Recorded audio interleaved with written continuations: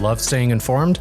Subscribe now and get unlimited access to local news, weather, and sports for just 99 cents a month for your first 3 months at inforum.news/join. Read every story, listen to every podcast, and download the apps that keep you informed and on the go 24 hours a day. So head to inforum.news/join right now to subscribe. What are you waiting for? Get 3 months of local news for just 99 cents a month at inforum.news/join.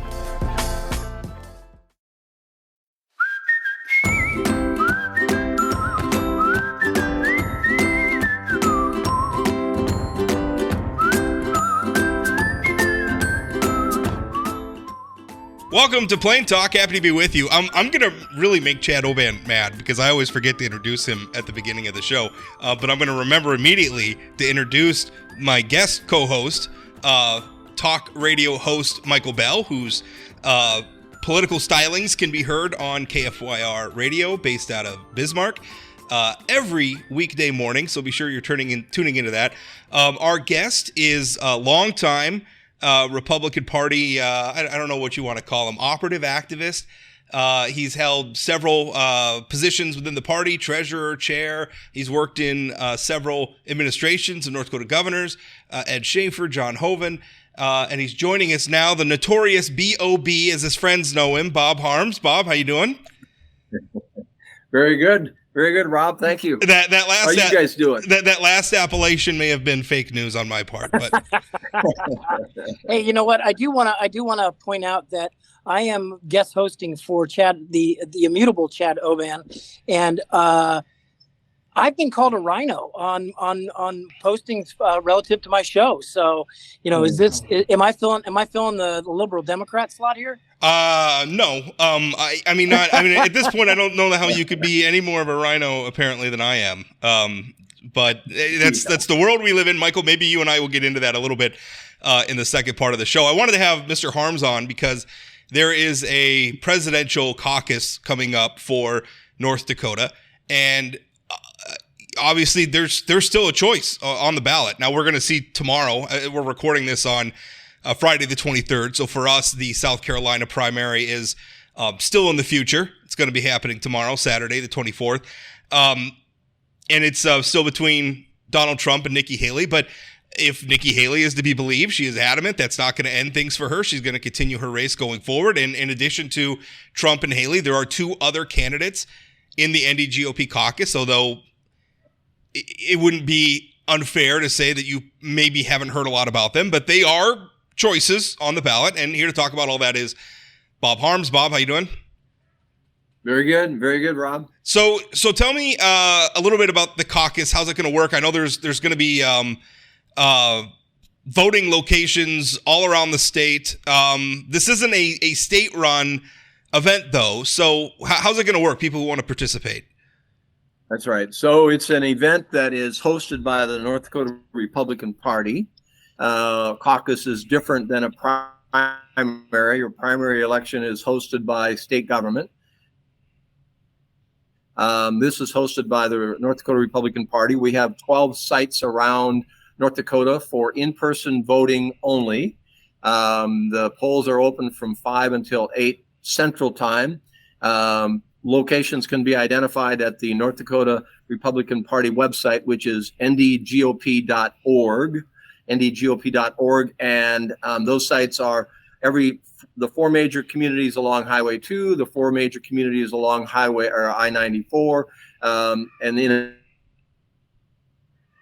addition to that, Valley City, Wahpeton, Carrington, and Cavalier. And in-person voting only.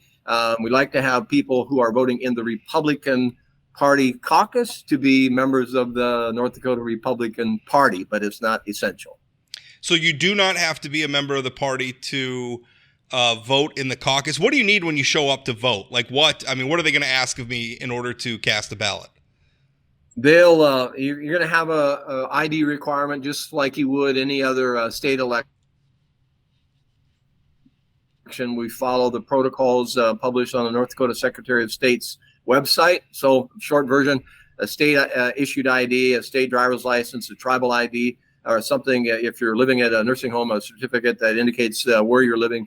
but any of those forms of identification will be required. And then people who are members of the party, you can go onto the website and print a fast pass. And so if Robert Harms wants to come in and vote in Williston, he can print a fast pass off the NDGOP website, or if he's paid his dues earlier, he can print his email. It says Harms is a member of the Republican Party. He has a printed pass. He'll get through the line in no time flat. He'll get his written ballot, and he's done. But if you don't have a written pass, they'll have membership lists there to check and see if Harms is in fact a member of the Republican Party. They can check his credentials. Yeah, he's in and he's good to go. So that's kind of how it'll work out. And then if Harms doesn't want to be a member of the party and he says, hey, I've been voting as a Republican my whole life. I've given money to Republican candidates. I just don't want to send money to Bismarck because I don't like the way they spend my money. Okay, well, Mr. Harms, you can go over here and you can get a ballot, but we will want you to sign at least a pledge to affiliate with the Republican Party sometime in the future. Now, that sounds kind of like Disneyland, where you get a fast pass, you get to skip the line, or that pre-boarding thing where you can pay extra and. Well, we hope that we don't have any Disney. Yeah, well, I mean, maybe you get to the front of the line like at TSA, you get to go up and get groped a little bit faster if you pay the pass. There'll be no groping. No groping at any of these sites. No, well, I'm glad to hear it, Michael. You know, as the race has gone on, there have been people, and I know Bob has said this repeatedly, that there is a reason still to participate because there's been an effort, certainly from the Trump campaign, to say that this race is over. Do you feel like this is still competitive? Because I'm looking and I cannot bring myself to say that Nikki Haley is going to win this nomination. I just don't see a path to victory for her in the Republican Party as it's presently comprised. Much to my chagrin, right. We could talk about that. But I mean, she did get 40+% in New Hampshire. Her polling's been trending up in South Carolina. It is her home state. She could very well get 40% in South Carolina. That's a lot of Republicans who are choosing someone other than Donald Trump. It is a lot of Republicans. It's a numbers game at this point. And with the North Dakota presidential caucus occurring the night before Super Tuesday, this becomes an opportunity for North Dakotans to have an impact and to own a news cycle, if you will. So if you have someone like Ambassador Haley, who somehow pulls out a victory in North Dakota, that's going to be a news cycle. If you have, conversely, if you have President Trump and he sweeps it, he sweeps the caucus, wins unanimously, that's a news story. I don't think that there is a pathway to victory for Ambassador Haley. I do feel that it's important that she remain in the race because I'm not a fan of coronations. I think that, the number one thing that prepares you to be president is running for and winning the nomination. And then subsequently winning on election day. Those are the two things that prepare you for the presidency. And competition is always important, which is why the North Dakota presidential caucus is so important. The numbers are not where we would hope them to be from a numbers perspective, but North Dakota has an opportunity to make an impact. It's interesting about how quickly. I mean, if we do end up like Michael says, and I have no idea how likely this is based on the polling I've seen. I suspect Donald Trump's probably going to win North Dakota. But on that night when we're all waiting for the results, how quickly is the party going to be able to turn those around? Is it going to be like an election night where we learn that night? We're going to learn the next day. How does that work?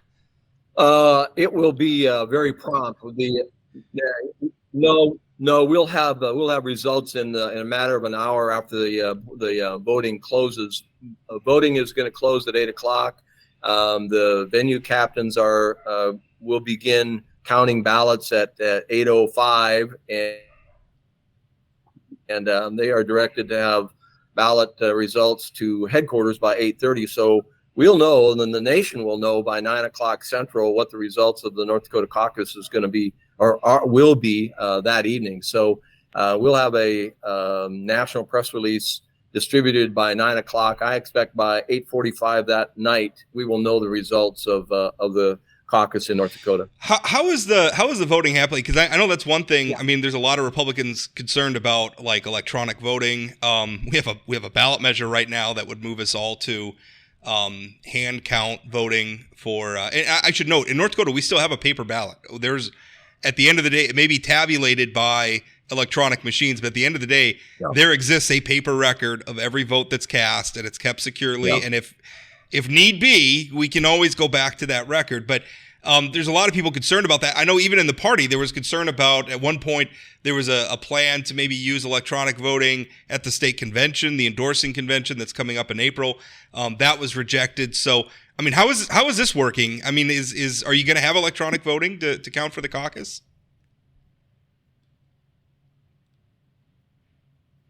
Well, yeah. So so we have 30,000 ballots printed.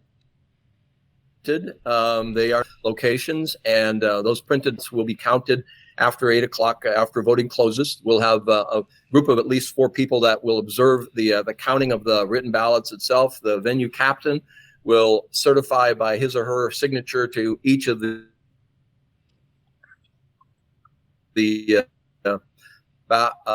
each of the candidates and the ballot count for each candidate: Binkley, Stuckenberg, Haley, Trump, and then once they finish those 4 tallies, they'll call those results into headquarters, and they will also provide us with an electronic tally as well. So we'll get both forms, and we should, like I said, we'll have that by, I'm guessing, 8:30, 8:45 at the latest. So we'll have 4 people watching, participating in the counting of the written ballot. Yeah, we're struggling a little bit. For those of you listening, we're struggling a little bit with Bob's connection, but I think we're getting it all through. But that's certainly good information to have, Bob, about the caucus. I appreciate you coming on and giving us a little information about it. And for people who are interested, Rob, if I can just interject one second sure. Here, Bob, why don't you can you walk through in 30 seconds what somebody needs to do when they show up, when they walk in the door? What are the mechanics of them participating in the caucus in their region?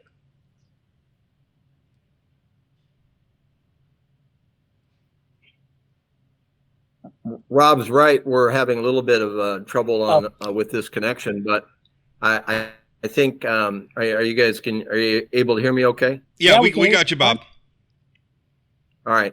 So Michael, to answer your question, so if Michael Bell shows up at one of the venues, and by the way, he can vote anywhere in North Dakota. If he's working in Bismarck and wants to vote in Bismarck, he can vote there. If he's up in Williston, he can vote there. We'll track if he's voted. We'll know that he's trying to vote in 3 places at the same evening. We'll have that tracking electronically. But he needs to show up. He should have an ID. He should either have a printed pass or the printed email confirming his membership in the party. That will make him getting through the credentialing process more faster.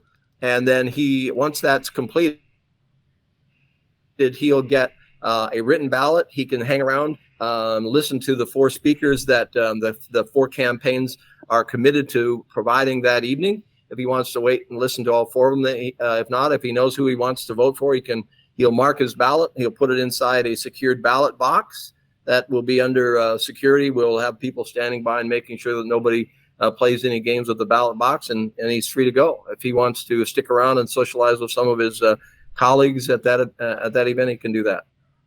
Well, that's all good information to know. And I should add our Democratic friends. Those will be the mechanics. Yeah. I should note that our Democratic friends are also holding their primary, although they're doing theirs entirely by mail-in voting. I think their deadline is the end of March. I think to get those in, you could probably go to their website and find out the details about that. Although they don't have, I guess I shouldn't say they don't have a competitive primary. Dean Phillips is still running. I don't know if he's an option here in North Dakota. To be honest with you, I don't have a lot of information on that one. Maybe we'll do that one on a future show. But Hey, Rob. Yeah.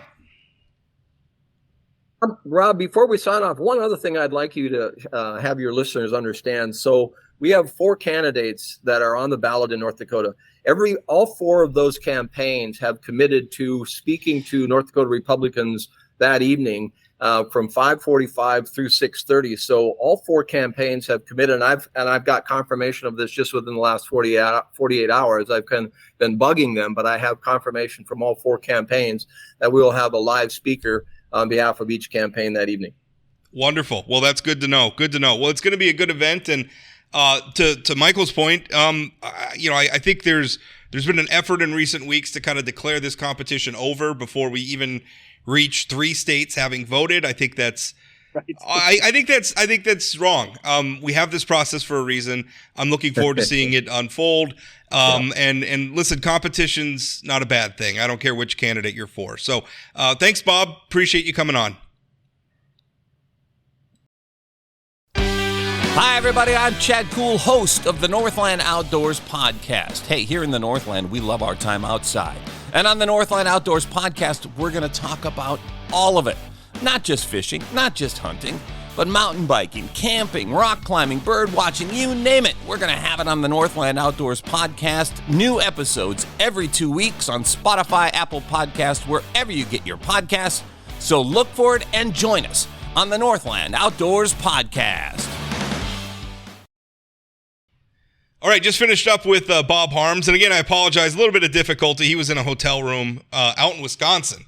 And so you know how notorious hotel Wi-Fi is in terms of connection. So we were struggling there a little bit, but I think we got the message through. I do think it's important. And I think anybody who knows from my writing, Michael, knows how completely demoralized I am with where the Republican Party is right now. But setting that aside, that's not an excuse not to participate, which I think is the point you want to make. Yes.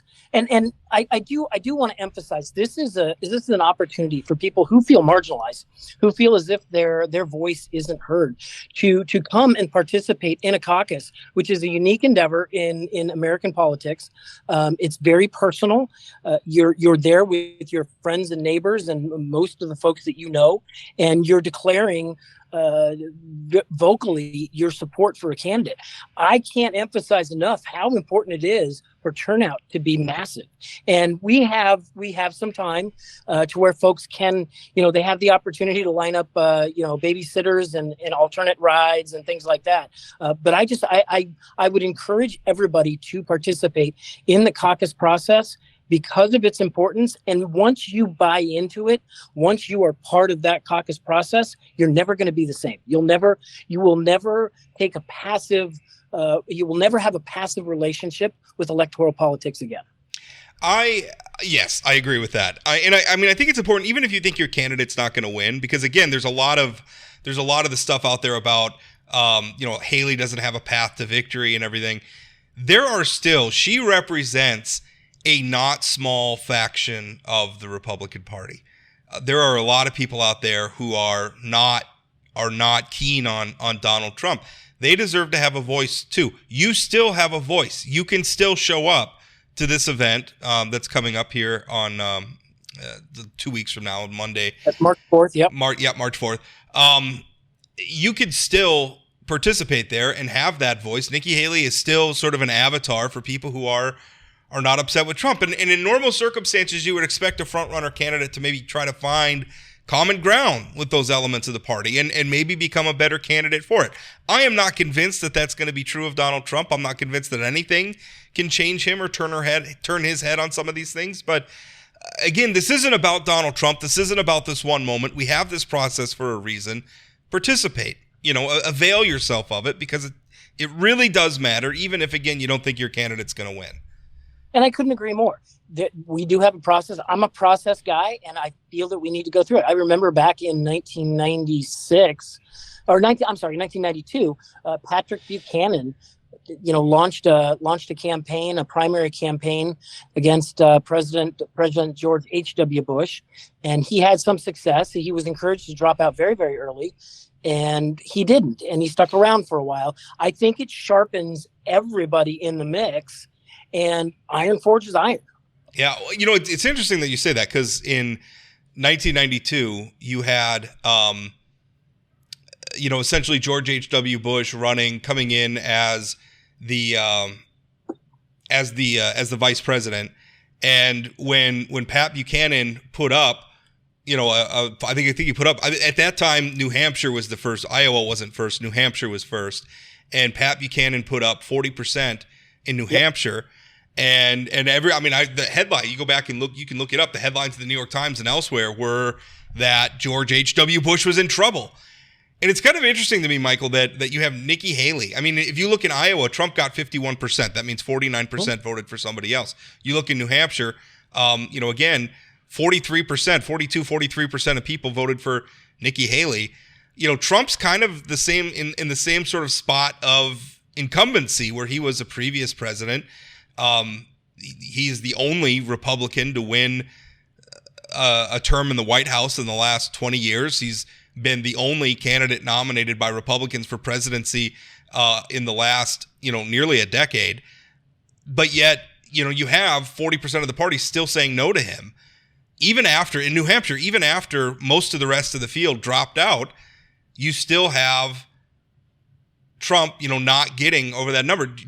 I don't understand why that's not more important to the Republican base when you're looking like this guy can't unify Republicans. How is he going to unify enough Americans to win in November?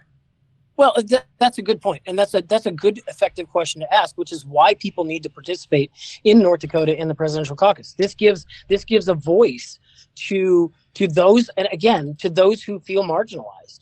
To those who feel as if their vote doesn't count, this is an opportunity for your vote to count, for your speaking to count. I don't know that Ambassador Haley has a pathway to victory. Based on the numbers, the delegate numbers, she does not. However, there is still a lot, like you mentioned, after a caucus and a primary, you still have an inordinate amount of people who have not spoken, whose voice has not been heard. And if that voice is strong and declarative for President Trump, that's important as well. And, like I said, if Ambassador Haley were to somehow eke out a victory in North Dakota, that would be news. If President Trump sweeps North Dakota, if he is, by acclamation very much, the nominee from North Dakota, then that's a huge news story as well, because that is a popularity of his voice, what he represents in a state which feeds and fuels the nation. And yeah. Let's switch gears a little bit and talk about some of the primaries. Just before we began recording, Rick Becker, U.S. House candidate, and there's three Republican candidates in that House field. Becker, Public Service Commissioner Julie Fedorchak, former State Senator Tom Campbell. Rick Becker, former state rep himself, just released a statement saying he raised $471,000. I'll tell you, my eyebrows went up when I saw that number. That's a big number in 1 month in North Dakota politics. That is a big number. I have had the great good fortune of interviewing all three candidates for the House race, and I will say that all three of them are taking this very seriously. You no longer have the sacrificial lamb that steps in the race timidly. These are three relatively active people who have been and served in elective politics. And while I have, my preferences, I like to see the race. I like to see them mixing it up. And I think that Commissioner Fedorchak stepping into the race is going to be a big deal. You cannot downplay what's called the money primary, and that is Rick Becker's astounding numbers. The $400,000 in a month is significant, and it is serious. To put that, it's almost double what he raised for his entire U.S. Senate campaign in 2020, in the 2022 cycle. I will put, as a journalist, I always put some asterisks by when we have a candidate releasing fundraising numbers and we don't have a corresponding financial disclosure report filed with the FEC or what have you, because there's a lot of things we don't know about that number. What was his burn rate? I mean, how much did he have to spend to raise that money? Which we would be able to tell by the amount of cash on hand he has left over. I mean, if you spend $350,000 to raise $471,000, that's not so good. I'm not saying that's what he did, but we don't know because we don't have the full disclosure. Well, we also don't know if he loaned his campaign money. Right. He did. He loaned his own campaign almost half the money in his 2022 race. Did that happen again? Doug Burgum, for instance, his presidential campaign raised tens of millions of dollars. All but $3 million of it came from his own pockets. So, which becomes a little bit less impressive. So I mean, put an asterisk next to it. He's not going to have to actually file a disclosure until after the state convention. April 15th is the next deadline for the FEC quarterly. So, but even so, if we take it at face value, the other thing that's going to be interesting to me in the numbers game, which you call the money primary, is how the degree to which that money can be deployed in effective ways. Because I'm looking at this, you have a very, very hot gubernatorial race between two financial powerhouses. Both Tammy Miller and Kelly Armstrong are independently wealthy in their own right. They can both raise a heck of a lot of money. Miller specifically has Doug Burgum in her corner. We know that Doug Burgum spends money to get his way on the ballot. He's not shy about it. There's going to be a ton of money spent in that race. Now you have Rick Becker putting up a big number. Tom Campbell is capable of spending a lot of money as well. He in 2018 when he ran for the U.S. Senate, he loaned his own campaign $750,000, so he could spend plenty of money. I don't think Julie Fedorchak is going to be any sort of a slouch when it comes to raising money. She has ties to worked for U.S. Senator John Hoeven back when he was a governor. She could certainly raise a lot of money as well. There's going to be a point though. The president of ARUC, I mean, which is that's a national organization of which she's president, and she's got a deep background, and those folks have deep pockets. They do, she's got ties into the energy industry as well. So you have these candidates, and then you have a North Dakota media market, which is only so large. And you have the fact that this race, I mean, what are we, 106, 100, little more than 100 days off from the June primary. Even less if we're talking about the April convention, which all these candidates are going to blow by the convention. Every one of them have said. So I don't even know how relevant the convention is at this point. But that is a very short time span, and my point that I'm getting to in a very long-winded way is this is a very short timeline race, a very small media market. We're gonna saturate the media market very quickly with political ads. And that's great for you and I. Well, great for us, yeah. I mean, it's great for you. It's one of the things that islands have come to count on is every 4 years, their hospitality industry and their broadcast industry is made rich, and that's going to happen again this cycle. And I think it's important because if you want to convey your message, the airwaves are the way to do it. Radio, TV, that's the way to do it. Social media has its place. Mailings, hard copy mailings have their place too. Yeah. But you're talking the airwaves, and that's beneficial to you and me. I think a good anecdote for this is we look at the way that Governor Burgum involved himself in legislative races. And I'm thinking there's a number of examples we could cite, but I'm thinking specifically like the District 8 race where he came in. It was hundreds of thousands, if not over $1 million spent on that race, a lot of it on flyers. But it also reached a point where, there was sort of an infamous picture. I don't know if it was, maybe it was our picture, maybe it was in the Bismarck Tribune, I forget. But it showed somebody like a voter in District 8, like with all the mailers they had been sent in their mailbox. They had like a dozen mailers. There's a point at which people are not paying attention to those mailers anymore. Diminishing returns. Diminishing returns very quickly. So when I talk about this, the media market getting saturated, I think that's going to happen very quickly. And I think in some ways it's going to be nice. Like I feel like the money's going to neutralize itself, and it's really going to come down to which candidate can connect with the voters the best. And which candidate, I think that which candidate has the most to say about the most. I think that this is going to be an election where these candidates, both gubernatorial candidates and congressional candidates are going to need to talk about all the issues. And it's not about party talking points. And it's not about the direct following of a presidential candidate. This is where you're going to need to give your opinion on transgender sports, for example. You're going to need to give your opinion on where you stand relative to the Supreme Court's ruling on abortion and states' rights, and whether there should be a federal preemption. You're going to need to declare your support or opposition to these big issues. Yeah, we started asking. We had Julie Fedorchak on earlier in the week. We started to ask her some of those questions, like about abortion, for instance. Does she support a federal abortion ban? That might be something that she's asked to vote on as a member of Congress. And she said, frankly, she thought that what the courts have done, leaving it up to the states, is good enough. And she would like to focus her time on how do we make it easier for women to choose not to have an abortion. So supporting them, I'm assuming, we didn't get into a lot of specifics there, but you're right. Those are the sort of issues that are going to be important for these candidates. Do you think Donald Trump is going to play a role? Because I feel like early on where we have Doug Burgum, who has gone so far out of his way to endorse Donald Trump since leaving the presidential field, and then you have Tammy Miller. Her early advertising is all about, I'm just like Doug Burgum and Donald Trump. Literally the first thing she did in her campaign, before her campaign was even announced, like within hours of Doug Burgum announcing he wasn't going to seek a third term, those of us in the news media, in our email inboxes shows up a press release from the lieutenant governor saying, I endorse Donald Trump for presidency.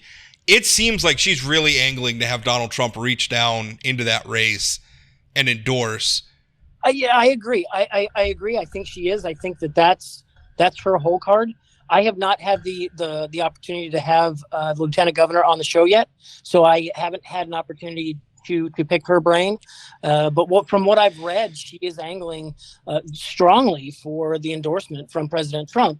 I don't anticipate her getting it. I just, I had a conversation with somebody this morning about this very topic, and President Trump weighed in on a treasurer's race in North Dakota some years ago and got beat. Yeah, and that is the type of thing that he is not going to be able to put the lieutenant governor over the top. She's going to need, because this is going to be about specific questions. This is not a cult of personality. It doesn't extend to President Trump's popularity does not extend to the lieutenant governor, and she doesn't necessarily pick up his votes. So I don't know how much calculus they're taking with wading into a governor's race in a state where Kelly Armstrong has been friends with President Trump since 2015, since 2016 when he came down, the golden escalator. And friends have disagreements, and they have had them. But I don't see a situation where President Trump endorses the sitting lieutenant governor, who people still don't know. Yeah. I don't know. I mean, if Doug Burgum, spends some of maybe the political capital that he's amassed with Donald Trump to get an endorsement for Tammy Miller, I don't know. I mean, I don't know how susceptible. I mean, Donald Trump is nothing if not erratic. So I don't. Yeah, that's a very good point. But I think your points are well made. But then there's also the question of, does it matter? Because again, we had Donald Trump endorse in a North Dakota treasurer's race, and he got beat. And the funny thing about that was Donald Trump endorsed in that race. Thomas Beadle, obviously our current treasurer, is the candidate who ultimately won. And the funny thing is, at the time, it was Doug Burgum backing Thomas Beadle against ultimately what was against Donald Trump's endorsement. This time around, you have Doug Burgum maybe trying to get that endorsement for Tammy Miller. We don't know, right. But I'm sure they would welcome it if he's going to offer it. But I think you ask a very good question, and it's the threshold question: does it matter? Right. I don't know. I mean, the thing is, because I think sometimes in the news media we talk about the metrics that we have access to. And so because we can see fundraising numbers and we can see an endorsement, we talk about those things like they really, really matter because they're very tangible and we can put them in front of ourselves. it's a lot harder to talk about the intangibles in this race. One thing that kind of interests me is when I think about, the sort of North Dakota voter that's going to be most influenced by an endorsement for Donald Trump. And I wonder, is that a voter that's likely to want to vote for Tammy Miller, especially seen as a continuation of the Burgum administration? And when I look at that Trump base, that's also kind of Rick Becker's base, right? It's kind of the populist wing of the party. Yeah. Populist. I wouldn't call them libertarians or conservatives. I would call them populists. Populist, right. I think that's the term for it.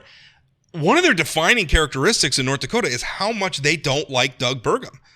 In fact, I remember when I there was some booths set up at the mall in Bismarck to collect signatures for it was the election integrity ballot, what they call the quote. I'm using air quotes here. You can't see me, but the election integrity ballot measure and the ballot measure to end property taxes. And one of the signs hanging there, by the way, Rick Becker's obviously the chair of the property tax measure. One of the signs they had, there was like a caricature of Doug Burgum as like a marionette being worked by Bill Gates. They hate Doug Burgum, and it kind of seems like that's who Tammy Miller is aiming at in terms of she really, really wants those voters. I don't know that she's going to get them. I don't know that they're obtainable for her. Well, the assumption that Bill Gates and Doug Burgum are tied at the hip and that Doug Burgum is a globalist, that notion was dispelled very quickly when Governor Burgum ran for president. He was barely on the debate stages, I get the point you mean, like the idea the fix is in for Doug Burgum, right. So if the fix were in, he would be the nominee, right? But the fix clearly isn't in. You can't assume that he's a globalist.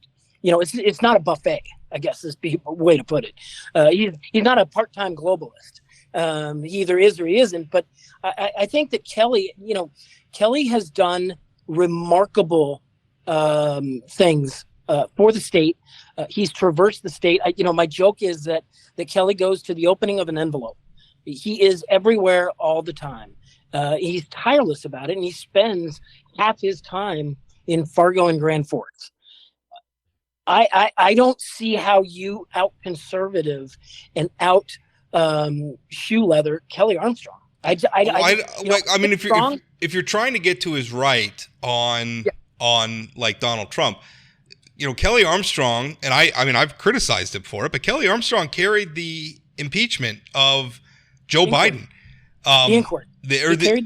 Inquiry. Yeah, that's right. Thank you for being more specific than I was being. He specifically helped advance the impeachment. So if you really care about that, Kelly's your guy. So I don't know. I think that's going to be very hard for Tammy Miller to capture that crowd. But although she's clearly aiming at it, and the funny thing is that her campaign so far, there were banner ads. I was reading a national article, and there were Tammy Miller banner ads all over the national article. Fencing is a wonderful thing. Yeah, and it was all about conservative outsider Tammy Miller. And the thing is, that's a copy and paste from Doug Burgum's 2016 campaign. Does that still work in 2024? I don't think so. I don't think that talking points and banner ads with symbolism work. And this goes back to what I was saying before. I think that the North Dakota voters are more in tune with current affairs and what's going on in the state than just about any other state I've ever worked. And I find it refreshing that beginning in 16, I didn't live here at the time, but 18, 20, and 22, you have voters asking specific questions of specific candidates, and listening to their answers, and asking a follow-up question. So it's not enough. It's not enough to say that, I am pro Second Amendment. You have to demonstrate more depth and knowledge of issues than you have in the past. I just think it's a different time. I think in 2016, I think Burgum caught. And Burgum was a formidable candidate even without this, but I think he ended up. Well, he had a ton of money, right? But I think Doug Burgum with the whole "I'm an outsider" thing ended up with the wind at his back, because 2016 is the year we elected Donald Trump to be president, and that was very fashionable. And obviously Donald Trump's on track to at least get the Republican nomination again. But I wonder if just that 2016 messaging is still, like, it feels like there needs to be something different, because Tammy Miller's not Donald Trump. Anyway, we'll see. I could be all wrong. I mean, maybe it'll work beautifully. Right. I think it's important that there are two candidates in the governor's race, and that there are three candidates in the House race. I think that this conversation is going to be elevated. It's going to get nasty. It's going to get ugly. Yeah, for sure. But I don't know that that's necessarily a bad thing. You have people who deride negative campaigning, and yet it works. It works. It works for a reason. I mean, listen, I can still deride it and acknowledge that it works. I wish our campaigns weren't. Both can be true. They don't have to be a race to the bottom. The candidates can contrast one another without these sort of silly gotcha things. Anyway. Well, it's the name calling that bothers me, and that's why candidates like Kelly Armstrong, candidates like Julie Fedorchak, they're not going to call names because names are shortcuts. Calling names and assigning symbols to people, it's a shortcut. It's lazy. Yeah, I mean, the thing is, that's one thing that I'm going to have to work really hard with Tammy Miller, because I think she's a very interesting candidate. I am very impressed with her business track record. The fact that Doug Burgum endorses her and obviously chose to bring her into his administration, chose to, bring her up and elevate her to be lieutenant governor, means a lot to me, because I respect Doug Burgum a lot. But one of the things I have never liked about Doug Burgum is the way he campaigns. I think his campaign talking points are shallow, poll-tested attempts to pander to the lowest common denominator. They really bothers me. His campaign style gives me hives, and it seems clear that Tammy Miller is going to do the same thing. So I find myself trying to look for the real Tammy Miller on the other side of the campaign. With Kelly Armstrong, it's easy for me to know who Kelly Armstrong. First of all, he's super open and accessible. Second of all, he's got a lengthy track record. He was a state senator. He was a member of Congress. I can go back and I can look at his. He's governed. He was the chair of the NDGOP. You're right. So I mean, I can look at those things, but obviously the sort of campaigns that Doug Burgum has run, that Tammy Miller is running, they work. For me, they turn me off, and I have to look through them. And I don't know. I mean, maybe they'll turn North Dakota voters off, or maybe they'll love them and they'll vote for her. I don't know. Let's talk about this House race for a minute. I don't know what you're hearing. One concern I am hearing from the sort of Republican who maybe doesn't want Rick Becker to win, so call them a normie or traditional Republican. Becker, I think we said already was very much a part of the populist wing of the party. There are people who are worried that Tom Campbell and Julie Fedorchak are going to pull votes from one another and make it easier for Becker to win. What do you think about that argument? When you have three people in a race, they're going to be pulling from somebody. I think that Rick Becker's voters are with him, irrespective of where he stands. But unfortunately, I don't know that that's enough to get him over the line, because when you're talking about a primary, he got, in the last general election, he got 18% of the vote. 19, short of 20. Came in behind the Democrat. Yeah. And, Tom Campbell has never run, well, he's run a statewide campaign, but he didn't pull all that much either. Julie Fedorchak has dominated statewide races, and two of them, in fact, and she, is she going to, or I guess I'm flipping the question on its head. Are Rick Becker and Tom Campbell going to be pulling votes from Julie Fedorchak? Or consequently, are Rick Becker and Julie Fedorchak going to be pulling votes from Tom Campbell? I think that the setup is clear that the populist wing of the party is going to remain with their leader. I don't know that is enough to get them across the finish line. Yeah, that is the thing about Becker is he has got a very loyal, very active base of support that is not enough on its own to put him over the top in a primary. He's got to bring some normies in. He really does. And I haven't seen him doing anything to reach out to that sort of voter so far. When he announced, one of the interesting things is when he announced his fundraising figures today, the press release also announced the fact that he is pledging to join the quote unquote Freedom Caucus in the United States House of Representatives. So, I mean, you talk about a faction of Republicans that are central to the dysfunction in the House of Representatives. That's the Freedom Caucus. I mean, if Becker's trying to expand his appeal, I don't think that's going to do it. Well, and I speak about this, because I have some background. I was part of the team that wrote the Tea Party policy platform in 2009 and helped organize and set up the Freedom Caucus. And it served a very useful purpose in the House of Representatives that is and can be destructive. But it's an important voice. And I agree that by Rick Becker saying he's going to join the Freedom Caucus does not expand his base of voters. In fact, it restricts it even further. So I think what Rick needs, and if I could give his campaign some free advice, which they would not take from me, and that is that he needs to get more of his people out to vote. And that he has a camp of people who are very active, but don't vote at the clip that you would think they would. When I went back to the numbers in 2022, his turnout model was not good. And I would encourage him to get those people to the polls. And I would encourage, Julie and Tom have natural followers as well. But they're the cohort that votes at a higher propensity. I don't know what you have seen in terms of polling. I sometimes I am privy to polling sometimes that I'm not allowed to write about, but people share things with me. And I have seen 3 polling memos in the last 6 months that were polling various things, but some of the throw-in questions are they're polling potential candidates or what have you. Sure. And these were in the context of the property tax measure that Becker is also the chair of.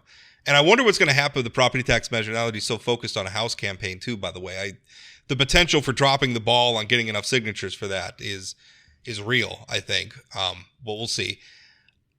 I think he's going to get plenty of signatures. You think so?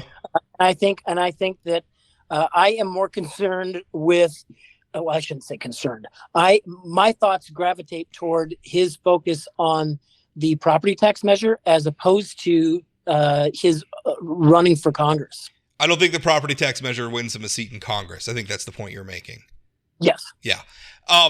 The polling I've seen. I think it's a drag on him. Yeah. The polling I've seen.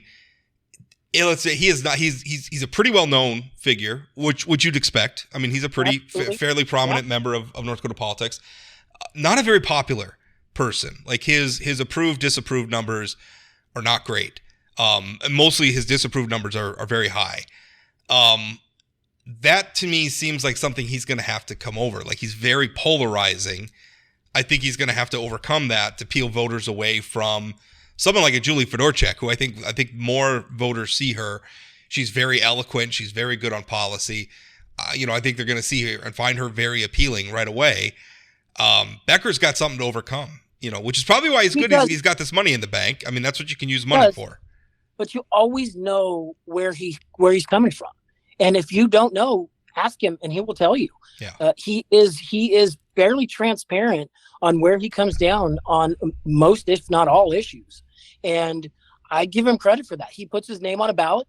He takes the slings and arrows, and I give him credit for that. But I agree. I think that there's a frustration with him, and the sky is falling all the time, and that the center will not hold, and that he is the savior for that center. I think that is a recipe for disaster when people start paying attention to who's on the ballot.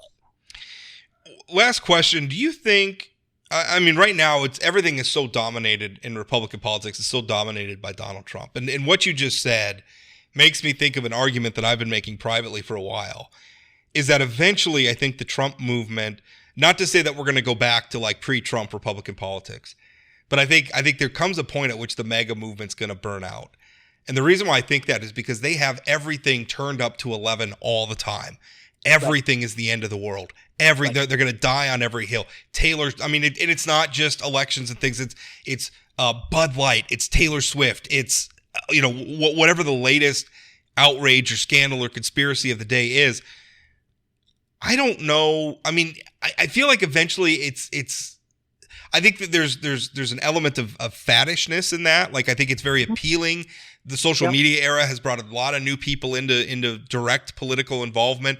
They're participating in a lot of this stuff for the first time. And I think that seems appealing now. I think there's a point at which it's going to burn out. I don't know if that's going to be this year or next year, but I don't disagree with you. In fact, I was just having this conversation the other day with someone. And this goes to my sort of theory about it's three different matches. Okay. So in World War I and World War II, when you were on the line, you were not allowed to smoke, because when you lit the match, you gave the enemy the opportunity to see you. That's where the old saying about not lighting 3 cigarettes on a single match. Correct. Yeah, exactly. Yeah, that's where that came from. So I think that the MAGA movement, because it's changed names too, it's MAGA, it's MAGA. I think that it is run its course for exactly why you said, because they're on 11 all the time. And you and I know in professional politics, if you have 10 priorities, you don't have a priority. That said, there are still, because it's centered around a person, the dissipation will occur rather rapidly. And for example, President Trump supporting Bud Light. This has got to roil his supporters. This has to give them intensive heartburn, because we were told that Bud Light was bad, and now we're being told that Bud Light is good. And Jason Miller, who's the lobbyist for Bud Light, Jeff Miller. Yeah, I've known him for years, and he has turned the MAGA movement into pro Bud Light.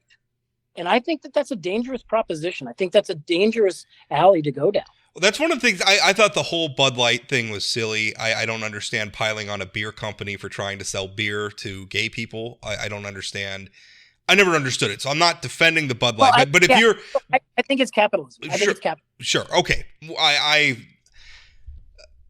think capitalism is when you're motivated because a beer tastes good and the price is right. That's capitalism. When you're protesting a beer because they're selling it to people you don't like, that I think is something else. We can have a debate about that. Yeah. But my disapproval of the Bud Light boycott having been established, if you were a believer in that boycott, and then you flipped 180 degrees because Donald Trump changed his mind on it, that's part of what has always turned me off about the Trump movement. Or when Donald Trump gets away with saying things about abortion policies that pro-life people wouldn't accept from any other candidate, but it's Trump and he gets a pass. When you were that organized around a personality, not a platform of ideas, but a personality, that's not really a political movement anymore. And to your point, it's a theocracy. I mean, is Kid Rock going to go back and pick up his bullets? Yeah. I mean, to your point, it makes it suggest that it's not going to survive beyond Trump, because who else can be Trump?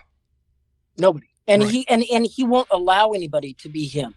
He's a unique individual. He is, I said in 2016, before Kathleen Parker actually said it, that the media took him literally but not seriously, and his voters took him seriously but not literally. And that has proven out over the course of the last 6 years. I mean, even now, like there was the controversy, and I have a column going up about it this afternoon, the controversy at CPAC, where you have a Trump world, mega world influencer, Jack, I don't know how to pronounce it. Is it Posobiec? I don't know. Yeah, whatever his name is. He's standing up there and he's basically ranting about the end of democracy and saying, welcome to the end of democracy. We're going to finish what they started on January 6th. Those are horrible things to say. Standing stage right at the podium is Steve Bannon, right? So this isn't some fringe figure. I mean, Steve Bannon is central to Trump world.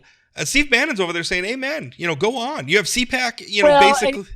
But I think you're holding him to a different standard, because the American voter doesn't care about stuff like that. And if they did, it would have been demonstrated with Jeremiah Wright and President Obama. They clearly don't care about the associations as much as those who are super involved. But it's not an association. I mean, it's not. I mean, this isn't like this is the pastor of a church that Donald Trump goes to sometimes. This was his campaign manager up there saying amen when someone says, we're going to finish what January 6th started. We're going to finish the coup that January 6th started. Yeah, I'm not going to, nor am I here to defend the Trump campaign. Fair enough. I did a little bit of work for them in 2016. I was proud to do so. I think that he is unique in American politics, and he is a different. I was bringing that up in the context of what you said about taking him seriously, but not literally. I think every time stuff like that gets said, I think there's a number. I think Trump voters just kind of shrug their shoulders and say, they don't really mean it. He's been sending out mean tweets for, Yeah. Well, that's a bit more than mean tweets. And I always am reminded of the Kurt Vonnegut quote that you are who you pretend to be. Well, and that's a very good point. And that's one of the things. So if I could just do a little plug for my show here, Dakota Talk, what I'm endeavoring to do is to glorify the Lord, but equally important to that is bringing decency back. And I'm not trying to go back to 1950. I'm trying to look forward and say, let's stop with the name calling. Let's stop with the browbeating. If you disagree with someone, fine, it's your opinion. Yeah, well, I agree with that. Although as a somebody who works in the field of the polemic, you get the crap out of you for long enough. I don't have the moral high ground to talk about. I throw sharp elbows, and I don't go about whining when other people throw them at me. I live by the sword, I die by the sword. But I do saying an inordinate amount of mean things about me, and I'm just laughing about it. I've been called much worse by much better. I think because I don't want to pigeonhole you. I mean, obviously, I know why I'm getting it. While I've been taking it on the chin, it's because I don't like the culture wars. I am not willing to follow. I am still a conservative. I am not following the Republican Party down the road into populism. I'm not a populist. I have what I like to think is the same healthy skepticism of populism that was shared by our founding fathers. I don't like it. I don't think it's good. I don't like these boycotts against Bud Light and everything. I don't want the government to push culture down my throat. I will take care of my culture at the dining room table with my family. We'll take care of our culture in our churches and our civic groups and our sports teams and everything else. I don't want the government involved, whether it's right-wing culture or left-wing culture. I'm not picking a team. And I know that's why I'm taking it on the chin. I think you are, because I think in some ways you're an apostate as well, in that you're not willing to go down some of those roads, and it's tough. It's tough when people call you rhino or what have you. I get called liberal all the time, which is hilarious, because I spent a lot of time with William F. Buckley, and my favorite book, the book that changed my life, is Atlas Shrugged. I'm a capitalist to the core, but I'm also consistent, and that's the problem. Yeah. That's why the slings and arrows come out against me, because I'm consistent. Because freedom is not just a buzzword for me. If you truly believe in freedom, then you believe in freedom. And if you assert to be a constitutionalist, and yet you're violating the Constitution on a regular basis, what are you? Well, I think you're using the Constitution as a buffet. Yeah, well, I think that's right. And I mean, so much, I have said this over and over again, and I really believe that Republicans in many ways, particularly in the Trump movement, just decided that they were going to start being what the left accused them of being. I don't think that you can just, if your sort of platform is just being against whatever Democrats are for, not only is that childish and shallow, it also makes liberals in charge of what you believe. Well, but the Republican Party has been taken over by various conservative factions for years. And I'm going back to the 50s when Richard Nixon was considered the titular head of the conservative wing of the Republican Party because he was anti-communism. This is the same man who, as president, gave us the EPA and wage and price controls. You had people, for example, in the late 2000s, whose conservative credentials were predicated on how many mean things they could say about President Obama. This does not a faction or a wing of the party make, because it's based on a personality as opposed to a set of policies, which I agree with the policies of conservatism and the three legs of the stool. Less government, strong defense, social issues to a point, but there's a freedom involved in that as well. And you may not like it. I don't like it having to be consistent about gay marriage, but it's a freedom. Yeah. Well, I mean, I always think about it in the First Amendment context as somebody who exercises their First Amendment rights for a living, as do you. It's the test of the First Amendment is not, whether or not you and I sitting around talking about baseball or the weather is protected. That's not controversial. Nobody's going to get upset about that. With the test of the First Amendment, if you're going to allow that it's legal for me to say something that just really, really makes you mad without reprisal or without legal liability, that's the test of the First Amendment right there. When I say no legal liability, obviously you can't defame people, but point being. You can, though. Well, and that's the thing is the First Amendment protects the citizens from the government. It doesn't protect the citizens from Bud Light drinkers. Right.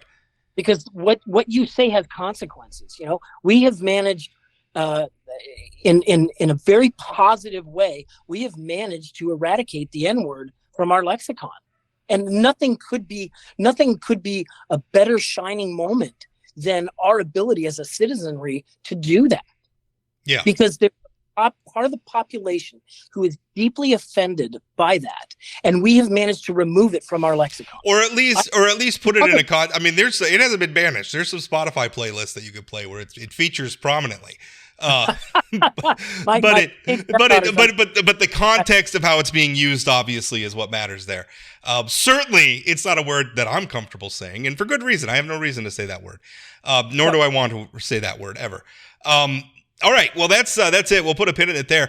Michael Bell and I'm always terrible about promoting this stuff. As much as I always forget to introduce Chad Oban. Believe it or not, I was a radio host once upon a time. Maybe this is why. I'm not a radio host anymore, as I wasn't very good at this part of the job. But Michael Bell, of course, you could catch on KFYR AM550 broadcasting at a Bismarck, but you can find it. You can tune into that station just about anywhere in North Dakota.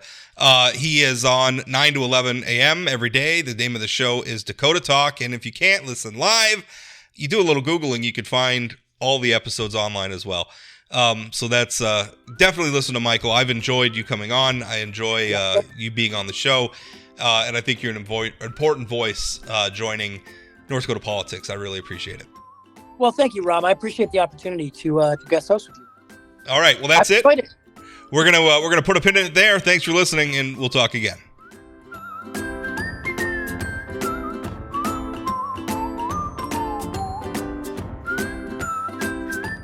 Did you know Forum Communications Company has a robust podcast library? At inforum.com/podcasts, we have everything from politics, sports, true crime, outdoor adventure, and more. Visit inforum.com/podcasts and explore them all today.